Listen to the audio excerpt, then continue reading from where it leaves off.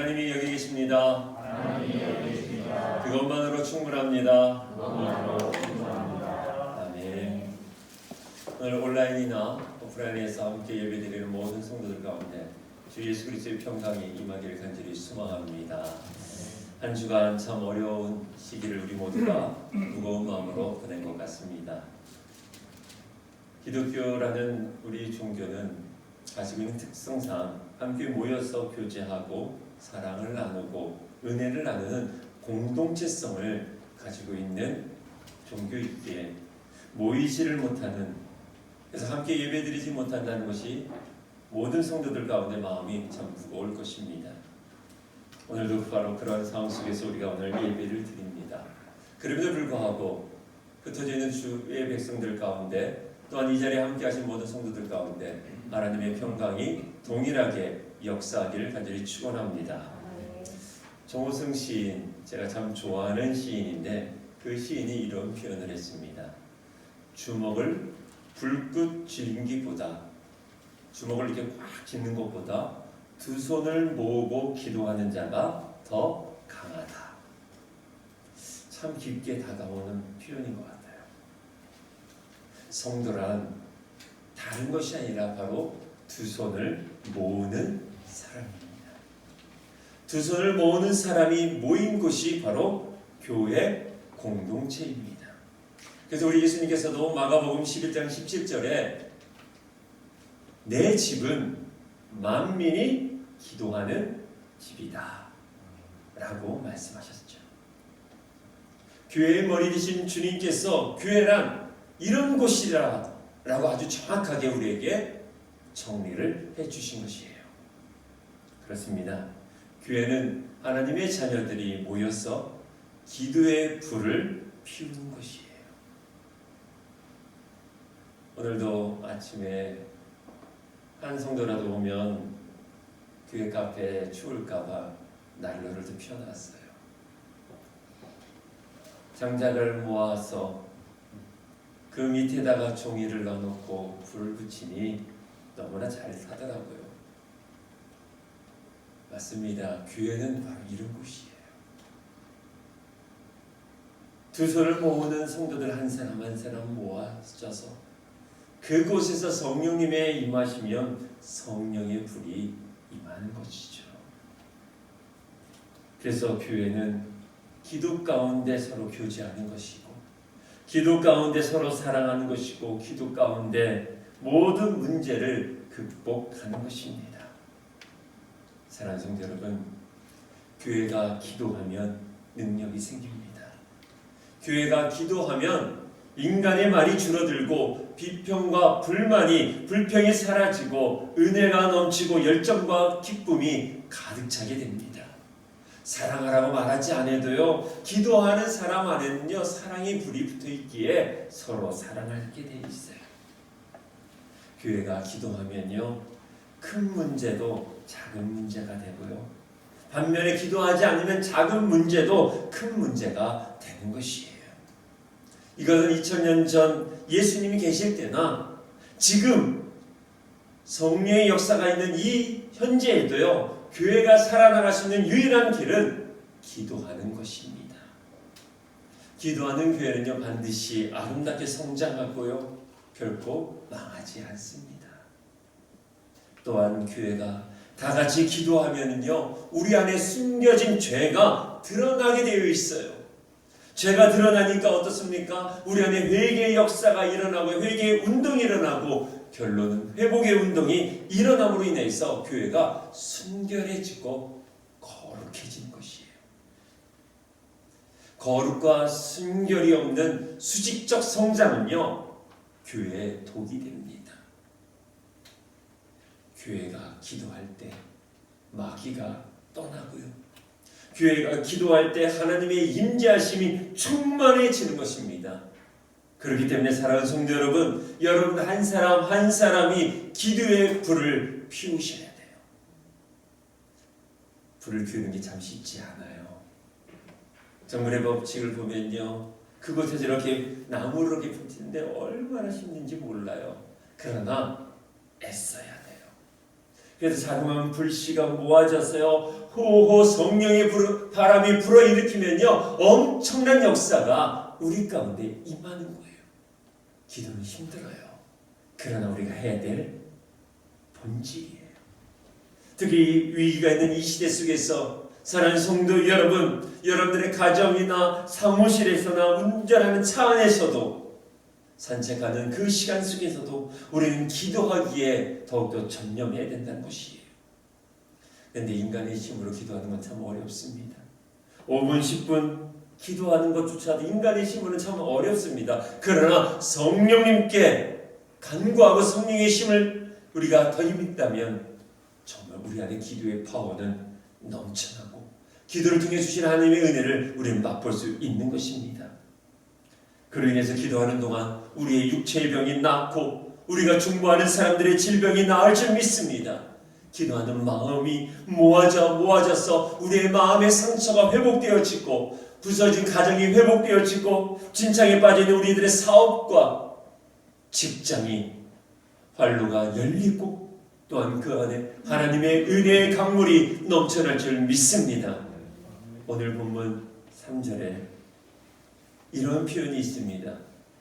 너희는 광야에서 여호와의 길을 예비하라. 근데 참 표현이 재밌지 않습니까? 여호와의 길을 예비하는데 어디서 하라고 그래요? 광야. 이게 좀 밸런스가 안 맞는 것 같아요.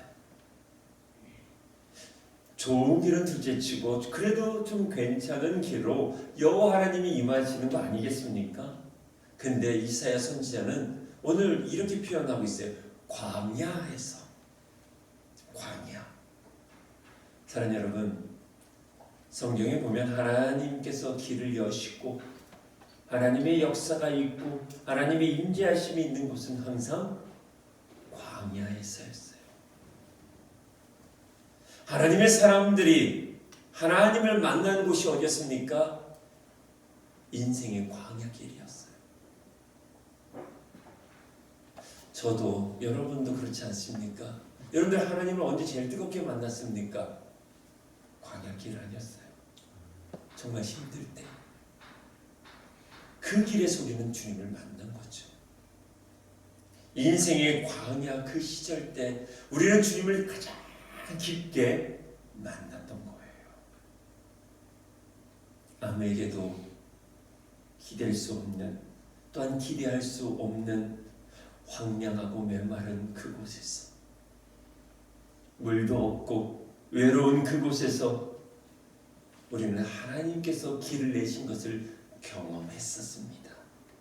앞이 캄캄했는데 어떻게 내 인생의 길을 걸어가야 될까? 막막할 때 절망이라고 불러지는 그 자리, 그 절벽 끝에 서 있을 때 하나님께서는 길을 여셨지요. 그래서 그 길을 우리가 처벅처벅 한 걸음 한 걸음 걸어온 거 아니겠습니까? 정말 힘들었었는데 너무나 힘들어서 이제는 원망이라도 나오지 않는 그런 상태였었고 밤새도록 절망과 싸우면서 숨 막힐 정도로 너무나 숨이 막혀서 말이 나오지 않을 정도로 답답한 그 자리에서 여러분들의 그 숨 막힌 그 마음을 열으셨던 분이 누구십니까? 하나님 아니셨어요. 그때 길을 여셨잖아요. 절망의 그림자가 나를 엄습할 때 나를 안아주신 그분이 누구셨습니까? 더 울고 싶어도 눈물이 메말라서 울지 못하는 그 상황 속에서 괜찮아, 일어날 수 있어, 넌 할 수 있어, 그 길을 여셨던 분이 누구십니까? 여호와 하나님 아니셨습니까? 아무리 생각을 해도 계속 내 마음에 어둠이 있고 아무리 좋은 생각을 해보려고 해도 정말 내 삶이 너무나 무겁게 했던 그 우울한 시절을 여러분들을 이끄셨던 분이 누구십니까? 하나님께서 길을 내셨잖아요. 길을 내셨던 그분을 따라서 한 걸음 한 걸음 우리 걸어온 것이 바로 오늘 여기까지 아닙니까? 지금 이 시대에 어떻게 해야 될지도 모르는 우리 국민들 가운데 또한 우리 사랑하는 성도들의 삶 가운데 누가 길을 내실까요? 아무리 계산기를 두드려 봐도 답이 나오지 않는 내 인생의 이 절박한 그 환경 속에서 과연 누가 우리의 길을 여실까요? 우리 모두는 바로 광야에서 주님을 만났어요. 그곳에서 오늘 성경은 말하고 있습니다. 여호와의 길을 예비하라. 믿음의 용사인 사랑하는 성도 여러분, 여러분들의 마음속에 있는 힘든 속에서 여호와의 길을 예비하셔야 돼요. 지금 두려움이 많고 불안과 근심과 염려가 있는 이 시대 속에서 우리는 그것에 직면하고 있지만 우리가 해야 될 것은 여호와의 길을 예비해야 된다는 거예요. 두려움에 쌓이지 말고요. 무서움 속에 갇혀 있는 것이 아니라 그 속에서도 하나님께서 일하실 것을 바라보고 그 속에서 우리의 길을 여실 것이라는 것을 믿음으로 나아갈 수 있는 것이 바로 성도 아니겠습니까? 그 길을 선택하시는 사람들이 바로 믿음의 용사인 것이죠. 이사야 선지자가 오늘 본문의 말씀을 선포한 이후 700년 뒤에 세례 요한이 등장을 해서 오늘 본문의 말씀을 인용합니다. 그 인용하고 선포할 때도 마찬가지였습니다. 영적으로 황량하고 메마른 땅이었습니다. 종교 지도자들도 부패해졌고 로마라는 거대한 제국이 이스라엘을 지배하고 있을 때 세례 요한이 외칩니다. 너희는 여호와의 길을 예비하라고. 오늘도 저는 여러분들에게 선포합니다. 광야 같은 지금 이 시절에 여호와의 길을 예비하는 하나님의 사람이 되기를 주임으로 축원합니다. 놀라운 것은요, 하나님께서는 하나님의 일하실 때 항상 하나님의 사람을 세우셔요. 그래서 그 길을 예비하게 하시고 그 길을 열게끔 하시는 거예요. 저희 교회 건축도 마찬가지죠. 우리가 꿈이 있고 비전이 있고 건축을 하고 싶어도요, 제일 먼저 무엇을 해야 됩니까? 길을 준비해야 되는 거였어요. 근데 우리가 길이 안 됐었잖아요. 근데 길이 열리니까 그 다음부터 진행이 되어 지금 이 신축 건물이 여기까지 온 거잖아요. 하나님의 임재하시고 하나님의 역사가 일어나고 하나님의 능력이 여러분들의 삶 가운데 일어나려면 먼저 무엇을 해야 됩니까? 여호와의 길을 열으셔야 돼요.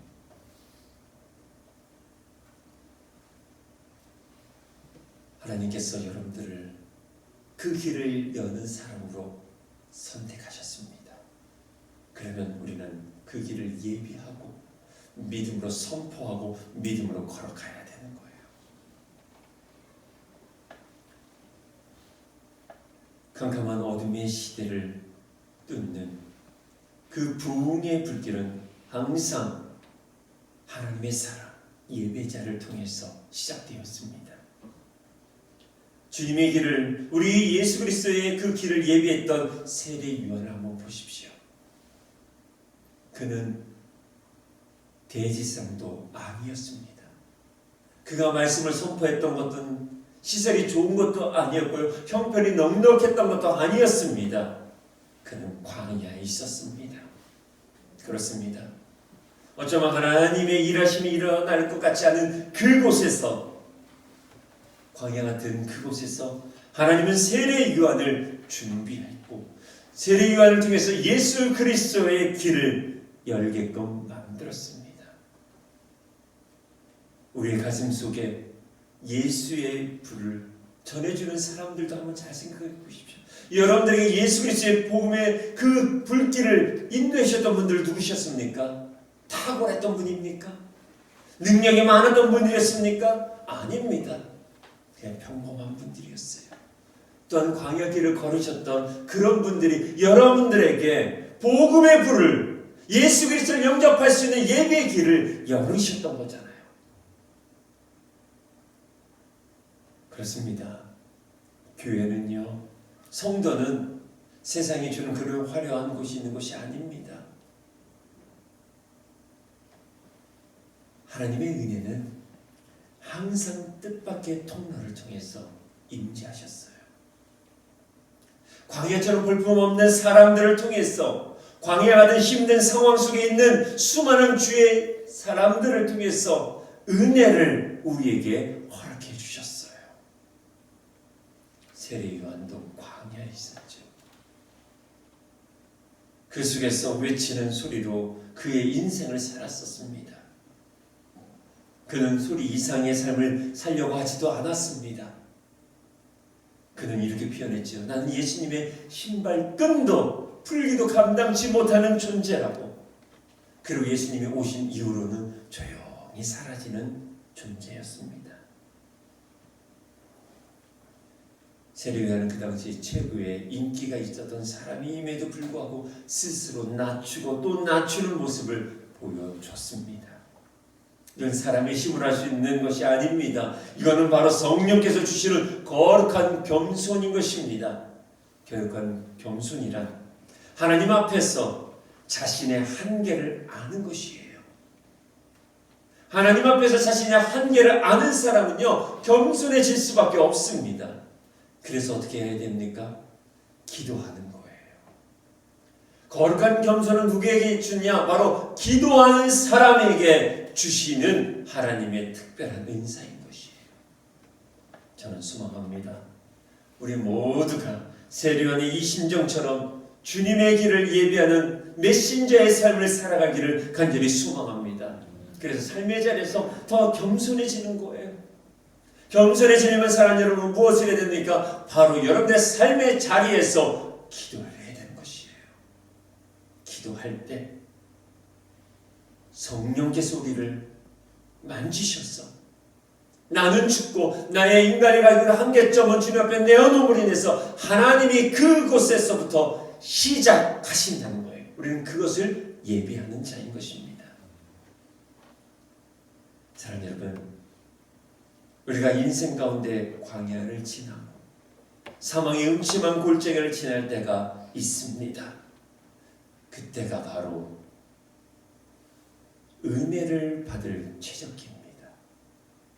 근데 이거를 은혜를 받을 수 있느냐 없느냐는 아까 정호승 시인의 말처럼 내가 살려고 불끈 주먹을 들린 것이 아니라 두 손을 모으는 것이에요. 두 손을 모으면 은혜가 임하는 것이고, 내 주먹을 불끈 쥔다면 우리는 그 고난이 가장 힘들고 어려운 때인 것이죠. 하나님께서 우리를 광야 가운데 몰아가시는 것은요, 그 속에서 삶의 주인으로 내가 너에게 임재하겠다라는 사인인 것이에요. 그래서 광야는 우리의 마음을 낮추고 겸손하게 하여 복음을 받아들일 수 있게끔 만듭니다.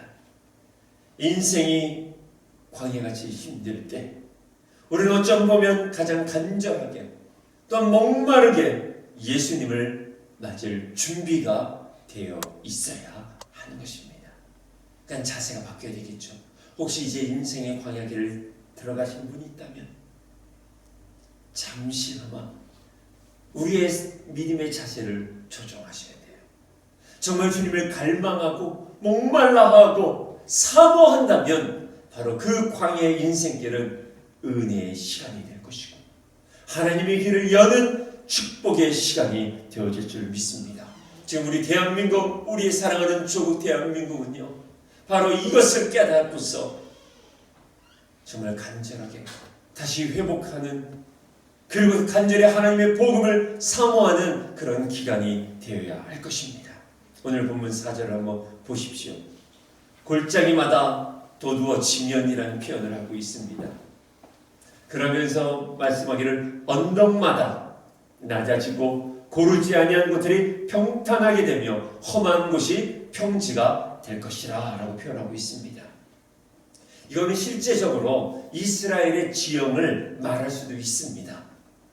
그러나 더 근본적인 것은 우리의 영혼의 상태를 상징하는 표현법인 것이에요. 우리 예수님께서 오시는 그 길을 예비하는데 우리가 실제적으로 도로를 깔고 도로를 포장하고 그럴 필요가 없지 않습니까? 우리 주님이 오시는 것은요, 우리 마음 가운데 오시기 때문에 우리 영혼의 상태가 어떠냐가 되게 중요한 것이에요. 생명의 말씀이 거침없이 내 안에 들어오기 위해서는요, 우리의 마음에 산봉우리가 있으면 안 되는 거고요. 골짜기가 있으면 안 되는 것입니다. 험한 곳이 있으면 안 되는 것입니다. 가시밭이 있으면 안 되는 것이고요. 돌짝밭 같은 것이 있으면 안 되는 것입니다. 우리의 마음을 평탄케 해야 한다는 것이에요. 그러기 위해서 사랑하는 여러분, 먼저 우리 안에 열등감의 골짜기를 메우자는 것입니다. 모든 골짜기가 도두어질 것이라고 했습니다. 이것은 저는 이렇게 표현하고 싶습니다. 마음의 골짜기가 깊어진 자들, 열등감이 많고 기가 죽어 있는 사람들 향한 말씀이 아닌가 싶습니다. 열등감이 있으면 어떻습니까? 이 골짜기가 깊어져가요. 열등감이 있으면요, 숨어버립니다. 사람들과의 관계도 바르지 못합니다. 근데 우리 성도들 가운데도 이 열등감이 많이 있습니다. 열등감이 없을 것 같은 우리 성도들 안에도요, 열등감을 가지고 있더라고요. 학벌에 대한 열등감을 가지고 있고요. 외모에 대한 열등감을 가지고 있고요. 물질이 없는 것에 대해서 열등감을 가져서 정말 힘들어하는 분들이 많이 있다는 거예요. 이 열등감이 있을 때 하나님의 은혜를 받을 때 어려움을 줍니다. 이 열등감이 바로 바리게이트 같은 역할을 해서 하나님의 은혜를 받지 못해요. 뭔가를 얘기하면 아이고 저거는 우리 장로님들이나 믿음 좋은 권사님들의 이야기일 거야. 이런 열등감에 빠져 있어요. 더 나아가 하나님의 뜻을 순종하고 헌신하는데도 이 열등감 때문에 방해가 되는 거예요. 더 나아가 공동체 안에서 사랑하는 지체들과 교제하는데도요, 엄청난 큰 장애를 주는 것이 바로 열등감이라는 거예요. 오늘 하나님께서 우리 마음속에 있는 모든 열등감의 그 골짜기들이 다 메어주길 수 있도록 우리가 믿음으로 선포하고 그 골짜기를 메어갈 수 있도록 노력할 수 있기를 간절히 소망합니다. 우리가 이 골짜기를 메꾸지 않고서는 하나님의 사랑을, 하나님의 은혜를, 하나님이 주신 그 감사를 진짜 경험할 수가 없습니다. 하나님께서 여러분의 삶 가운데 일하신다는 것을 경험할 수 없다는 거예요. 이 열등감을 우리는 주님께 맡기고 이것을 제거하고자 열심히 우리는 그래서 기도 생활을 해야 하는 것이고 영성 생활을 해야 하는 것이에요. 이거를 누가 하느냐? 내시 오라는 거 아니겠죠. 우리가 무릎 꿇고 두 손을 모으면 우리 안에 계신 예수 그리스도께서 이 모든 것을 채워 가실 것이고요. 우리를 싸매어 주실 것이에요. 말씀으로 우리의 그 깊은 골짜기를 메꿔 가십시오. 그래서 하나님 말씀이 무엇입니까? 담대하라 그랬잖아요. 두려워하지 말라. 내가 너와 함께 할 것이다. 너는 내 거다. 얼마나 하나님께서 이 열등감에 빠져 있는 우리 인간들에게, 우리에게 말씀하고 계십니까? 너는 택한 족속이다. 왕 같은 제사장이다. 거룩한 백성이다. 이렇게 말씀하셨어요. 사랑 여러분, 다른 사람과 비교하지 마십시오. 마귀는 계속 사람들을 보고 비교하기도 합니다. 저도 참 많이 이것 때문에 힘들었어요. 사람을 비교하다 보니까 내 모습이 너무나 초라하고 때로는 나보다 못한 사람 가지고 좀 우쭐해진 적도 참 많았었습니다. 사랑 여러분, 우리는 주만 바라보는 거예요. 사람들이 아무리 왔다 갔다 내 시선에 왔다 갔다 할지라도요, 우리의 영안이 열려서 주님을 바라보고 가는 것입니다.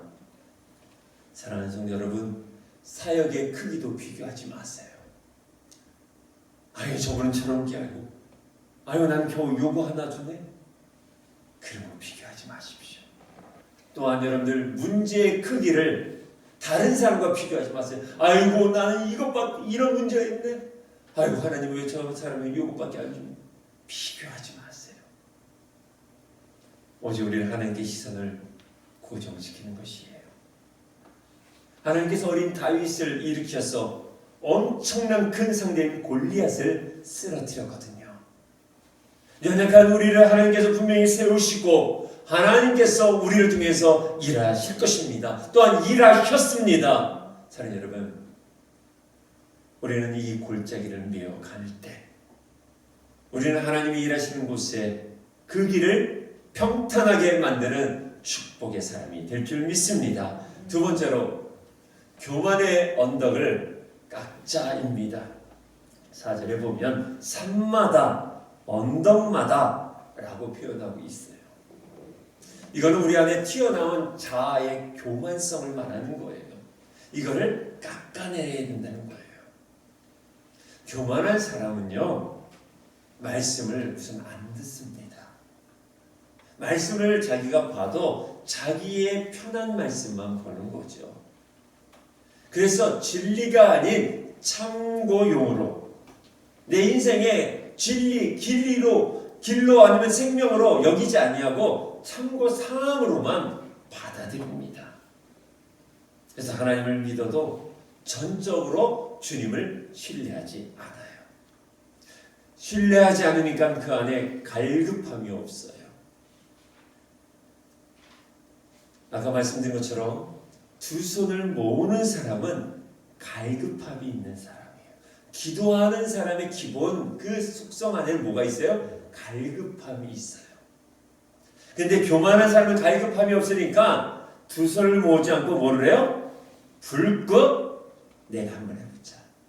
내가 계획 세워보고 내가 지금까지 해왔던 그 모든 노하우와 나와 관계되어 있는 사람들에게 내가 인맥을 한번 해보자. 계획을 정말 잘 세우는 사람이에요. 사랑하는 여러분, 갈급함이 없는 사람은요, 예수 그리스도 앞에 바짝 엎드리지 않습니다. 갈급함이 있으면 어떻게 합니까? 주님 앞에 그냥 바짝 엎드리는 거예요. 내 안에 갈망이 있고 소망하는 것이 있으면 두 손을 꽉 잡아서 나아가는 거예요. 두 손을 이렇게 잡으면 내가 아무것도 못해요. 그럼 누가 하십니까? 주님이 이끌어 가시는 거예요. 이게 신앙이에요. 근데 이것을 안 하는 게 바로 교만이라는 거예요.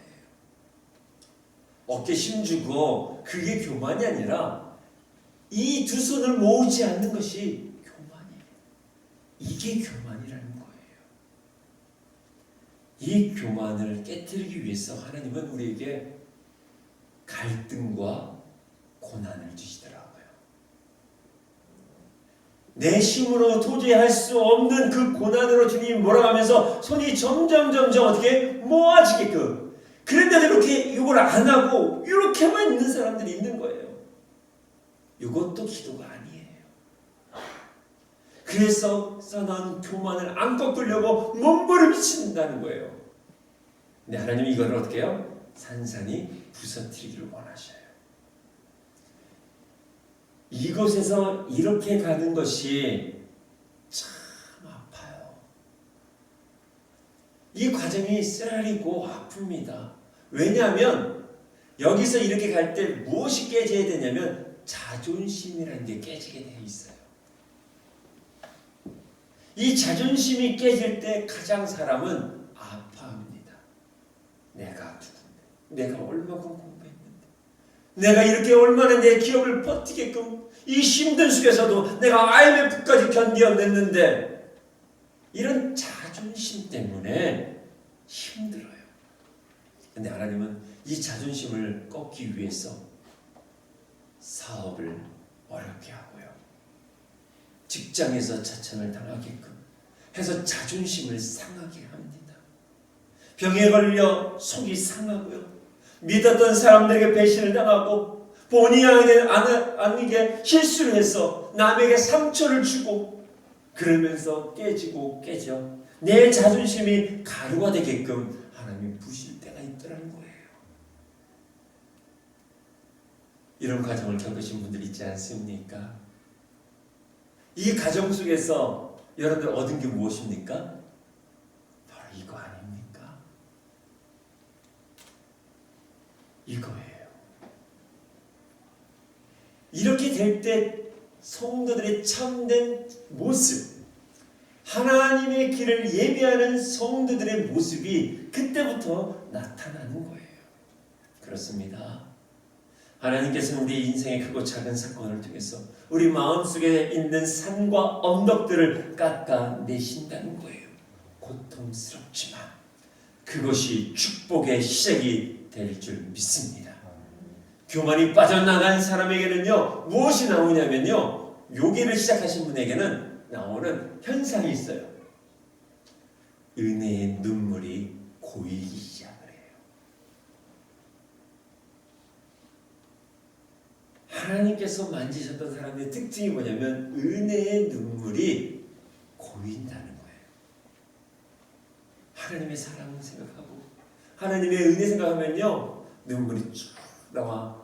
내가 한 주간에 때 묻었던 것들이요, 그 은혜의 눈물로 씻겨져 내리더라는 거예요. 그리고 그 마음의 밭이 옥토가 돼요. 옛날에는 참 싫었던 사람, 좋았던 사람이 극명하게 아주 그냥 딱 구별됐던 사람들이요, 이렇게 되니까 마음의 옥토밭이 변화돼요.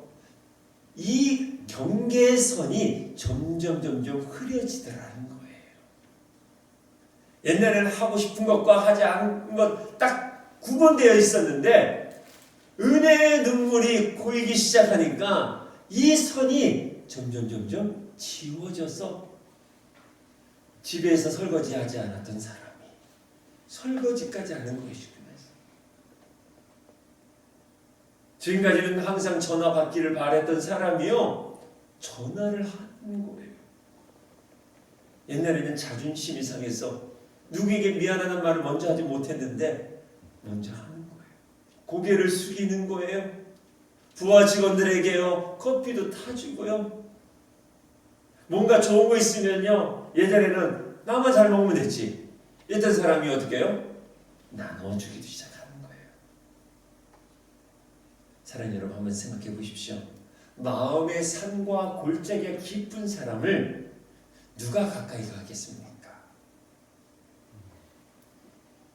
여러분들, 산이 아주 그냥 높고 깊은 그런데 만약 우리 교회 산악팀을 가자고 하면 우리 한 집사님 외에는 아무도 안 갈 거예요. 근데 평지가 있고 능선이 좋은 데면요, 많은 사람들이 마찬가지예요. 마음의 산이 높은 사람은요, 아내나 남편 외에는, 아니면 부모 정도만 가죠. 수면 자식도 안 들어가요. 마음의 골짜기에 깊은 것을요, 무섭기 때문에 안 들어가요. 마음의 골짜기 높고 깊은 사람은요, 대화가 없어요. 심지어 우리 주님도 못 들어가요. 그래서 그 산을 깎아야 돼요. 그래서 고난을 주고요. 그래서 그 산이 무너져 내리게 했어요. 평탄한 길을 만들게 하잖아요. 그래서 오늘 본문에 고르지 아니한 곳이 평탄하게 되며 험한 곳이 평지가 될 것이라. 마음이 항상 뒤틀어 있는 사람은요, 매우 냉소적이고요, 부정적이고 예민하고 상처가 많은 마음입니다. 질투심이 강하고 음란하고 미움과 욕심이 울퉁불퉁 튀어나온 그 마음밭에는요, 계속 세상의 근심과 걱정과 유혹이 계속 임할 수밖에 없는 거예요. 높은 산일수록 잔덩굴도 많은 것이에요. 그 마음에는요, 예수 그리스도께 집중할 수 있게끔 만드는 그 마음이 없기 때문에 매우 부산한 마음이 계속 있는 것입니다. 사랑하는 여러분, 우리의 영혼을 한번 체크해 보십시오.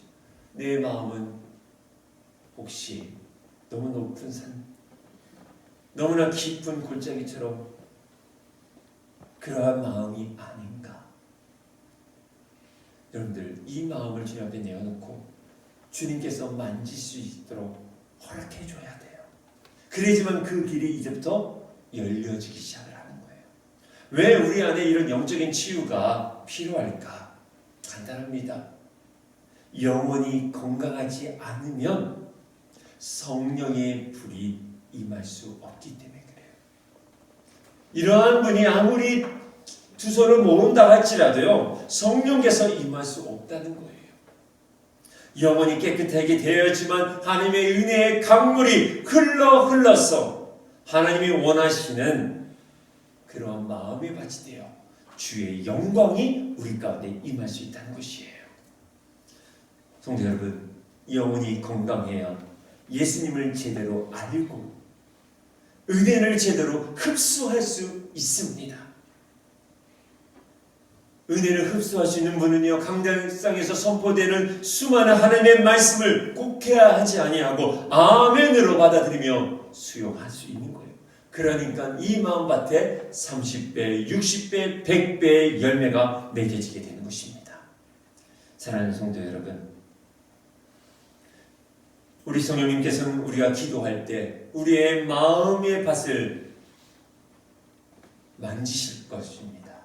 그것을 여러분들 사모하십시오. 왜 그러냐면 시편 84편 5절에서 7절의 말씀에 이렇게 되어 있습니다. 우리 한번 찾아보도록 하겠습니다. 시편 84편입니다.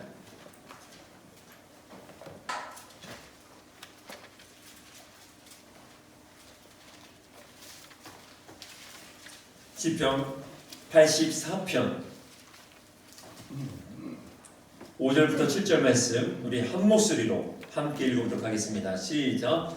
그들이 5절입니다. 시작. 주께 힘을 얻고 그 마음에 시온의 대로가 있는 자는 복이 있나이다. 그들이 눈물 골짜기로 지나갈 때 그곳에 많은 샘이 있을 것이며 이른 비가 복을 채워 주나이다. 그들은 힘을 얻고 더 얻어 나아가 시온에서 하나님 앞에 각기 나타나리이다. 아멘.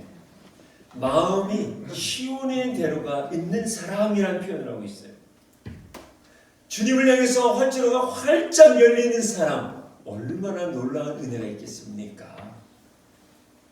마음이 활짝 열려있는 사람, 그분은 기도할 때 그냥 하나님의 은혜를 그냥 경험하는 거예요. 마음의 문이 시온의 대로처럼 열려있는 사람은 하나님의 놀라운 응답을, 기적을 날마다 맛볼 수 있다는 것입니다. 아무리 인생길이 험하고 어려워도 골짜기, 눈물 골짜기를 지난다 할지라도 거기에서 많은 샘들이 터져 나올 것이고 복을 채우신다고 하나님은 약속하고 있습니다. 그래서 우리의 심령이 깨끗해야 돼요. 인간관계도 마찬가지 않습니까? 마음의 문이 열려있는 사람과 마음의 문이 닫혀있는 사람과 여러분 누구랑 대화하고 싶고 누구랑 교제하고 싶습니까? 마음이 닫혀있는 분은요, 정말 그분과 함께 밥 먹는 것이 곤욕입니다. 그분과 대화가 10분 이상 이어집니까? 어렵습니다. 영적으로도 마찬가지입니다. 시온의 대로가 열려있는 사람을 통해서 하나님은 역사와 부흥과 치유와 회복의 일들을 일어나게끔 하신다는 거예요. 오늘 본문은 구약 이사야 선지자 시대에 예언이었습니다. 이 예언은 어떤 예언이냐면 아기 예수의 탄생을 의미하는 것이었습니다. 그러나 예수님의 시대, 성령의 시대를 살아가는 우리에게 이 말씀을 적용한다면 우리가 보게 될 하나님의 영광, 그것은 다른 것이 아니라 예수 그리스도의 새로운 은혜, 새로운 부흥의 물결이라고 할 수 있는 것입니다. 저는 신성교회 담임 목사로서 이 말씀을 준비하면서 하나님 앞에 이렇게 나아가며 기도했습니다. 하나님, 우리 공동체 지체들이 시온의 대로를 여는 성도들이 되게 하소서. 그로 인해서 하나님의 영광이 그 길 가운데 나타나시고 모든 사람들이 함께 영광으로 임하시는 하나님을 보게 하소서. 우리 안에 수년내 부흥케 하소서. 부흥의 역사는 반드시 일어날 것입니다. 모든 공동체들 안에 마음의 문이 열리는 그때, 우리의 마음의 산이, 언덕이 평탄해질 때, 우리 주님을 향하여 준비된 마음을 가지고 있을 때, 우리 공동체 안에 성령의 역사, 부흥의 역사가 일어날 것입니다. 사랑하는 성도 여러분, 하나님께서 크고 놀라운 부흥을 일으키고자 할 때 먼저 하나님의 백성들을 불러 무릎 꿇게 하셨다는 거예요. 하나님께서는 성령의 음성을 들을 수 있는 주의 자녀들의 마음속에 깊은 영적 갈망함을 주신다는 겁니다. 하나님께서 마음의 문을 여는 자, 주님의 길을 예비하는 자들이 합심하여 드리는 그 기도 가운데 임하셔서 절망 가운데 있는 이 나라 민족과 이 교회 가운데 부흥의 길을 열어주신다는 거예요. 이것을 믿으시기 바랍니다. 부흥은요, 단순히 성도의 숫자가 늘어나는 것을 말하지 않습니다. 그건 부흥이 아닙니다. 부흥이라는 것은 영어로 리바이벌이라고 하죠. 이것을 직역을 하면요, to rise again입니다. 다시 살아나는 것. 무엇이 살아나야 되는 것이에요? 우리의 영이 다시 살아나는 것을 말하는 것이에요. 숨은 쉬고 있지만, 호흡은 하고 있지만 영적인 생명력을 잃은 그리스도인들이 다시 살아나는 것이 부흥인 것이에요. 이것이 우리 공동체에 임하기를 원합니다. 우리 교회 성도들의 육체적 호흡을 하고 있지만 영의 호흡을 하지 못하고 영이 죽어 있다면 다시 성령의 부흥이 일어남으로 인해서 우리의 영이 살아나는 일들이 우리 가운데 임할 줄 믿습니다. 부흥의 불길이 임하면 성도들의 영이 다시 살아납니다. 주님을 처음 영접했을 때 그 첫사랑의 감격이 회복되어집니다. 하나님의 영광의 임재가 숨막힐 정도로 강렬하게 느껴지고 우리 안에 임한다면 그 누가 말하지 않아도 회개의 눈물이 일어나고요, 은혜를 사모하는 그런 갈급함이 일어나게 되는 것입니다. 그로 인해서 의무감으로 드렸던 그 예배가 이제는 정말 하나님 앞에 예배하고 싶어서 사모하는 마음으로 나아가는 것이죠. 종교적 매너리즘에 빠졌던 그 모든 것이 산산이 깨어지는 것입니다. 이것이 진정한 부흥인 것이죠. 또한 이 진정한 부흥은요, 교회 안에서만 머무르지 않아요. 부흥을 경험한 성도들은요, 먼저 가정을 바꿉니다. 가정을 변화시킵니다. 또한 교회를 변화시킵니다. 더 나아가 사회를, 지역사회를 변화시키는 것입니다. 스코틀랜드에 영적인 대부흥이 임했을 때요, 은혜 받았던 근로자들이요, 회개운동이 일어나기 시작했습니다. 그래서 회개운동이 일어나면서 어떻게 반응이 일어나냐면 이전에 훔쳤던, 자기 공장에서 훔쳤던 물건들을 다시 반납하는 그런 일들이 일어나기 시작합니다. 그러다 보니까 공장을 더 크게, 창고를 더 지어야 되는 일들이 일어난 것이에요. 술집과 사창가들이 문을 닫고 폭력과 강도와 절도 사건들이 줄어들기 시작했다고 합니다. 지금 이 시대에 우리 조국 대한민국에서도 이러한 성령의 역사가 일어나야 합니다. 그래서 이 힘든 시기가 우리 모든 한국교회를 비롯해서 대한민국에 있는 모든 흩어져 있는 주의 백성들로 인해서 이 어려움을 우리 모두가 이겨내야 할 것입니다. 사랑하는 성도 여러분, 올해가 우리 교회 창립 50주년입니다. 50년 이전 50년 동안 믿음의 선배들이 두 손을 모았습니다. 그렇다면 이제는 우리가 두 손을 모을 때입니다. 우리가 이제 새로운 부흥의 길을 열어야 할 것입니다. 우리를 통해서 새로운 성령의 역사, 주의 길을 예비하는 아주 중요한 시기이고, 그 시점에 우리가 서 있는 것이고, 그 길에 우리를 하나님께서 예배자로 콜링하셨다는 겁니다. 우리를 통해서 이 지역에 지쳐있는 사람들에게 쉼과 회복을 줘야 할 것입니다. 더 나아가 생활 선교사로 여러분의 삶의 자리에 나아가 하나님의 길을 열으셔야 되는 것입니다. 사랑하는 여러분, 여러분들의 가정의 길을 먼저 여십시오. 여러분을 통해서 여러분들의 직장의 길과 사업장의 길이 열려지기를 원합니다. 주님께서 그 연 곳을 통해서 성령께서 임하실 것이고 그곳에 하나님의 역사는 일어날 줄 믿습니다. 사랑하는 여러분, 어려운 때지만 더욱더 두 손을 모으고 나아갈 수 있기를 간절히 소망합니다.